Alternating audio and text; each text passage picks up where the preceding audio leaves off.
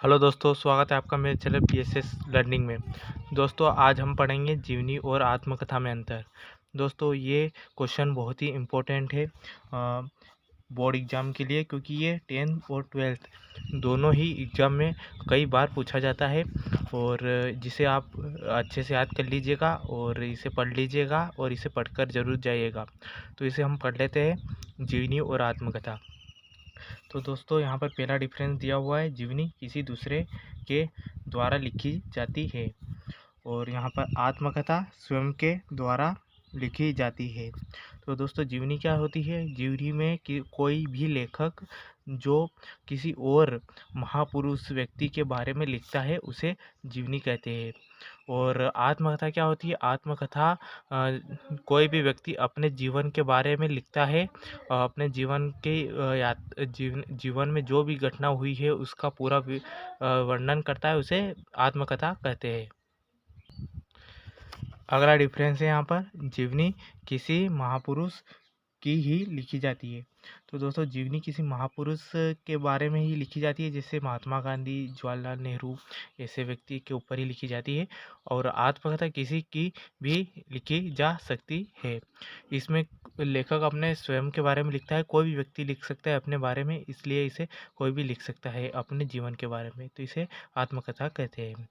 और अगला डिफरेंस है यहाँ पर, जीवनी अनुमानित होती है, इसमें अनुमान लगाकर भी लिख दिया जाता है किसी महापुरुष के बारे में। और यहाँ पर आत्मकथा सत्य होती है, क्योंकि खुद अपने बारे में लिख रहे हैं तो जो भी बातें हैं वो सत्य ही लिखी जाती है।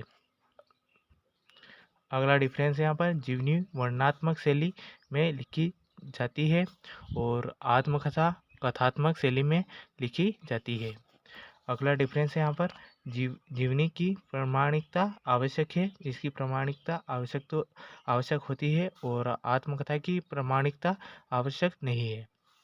और यहाँ पर एग्जाम्पल ले लेते हैं।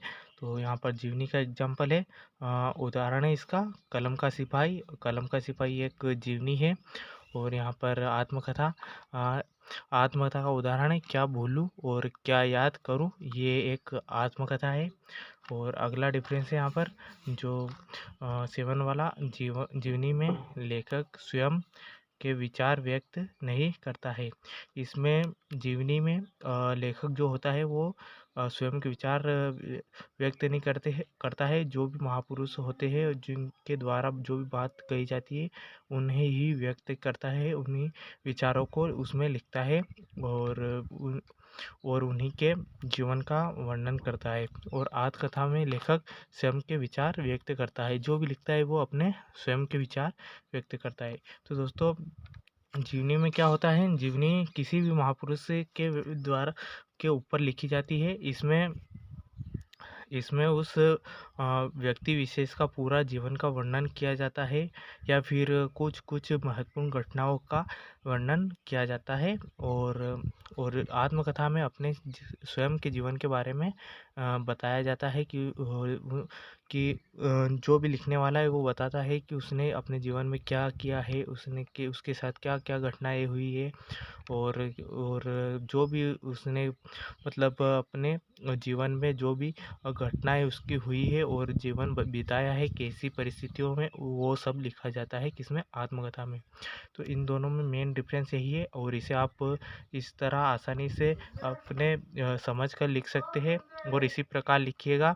तो दोस्तों, आशा करता हूँ कि आपको ये वीडियो पसंद आया होगा और ये समझ में भी आया होगा जीवनी और आत्मकथा में। अगर आपको ये वीडियो पसंद आया है तो प्लीज़ वीडियो को लाइक कीजिएगा और चैनल को ज़रूर सब्सक्राइब कीजिएगा। Thank you so much.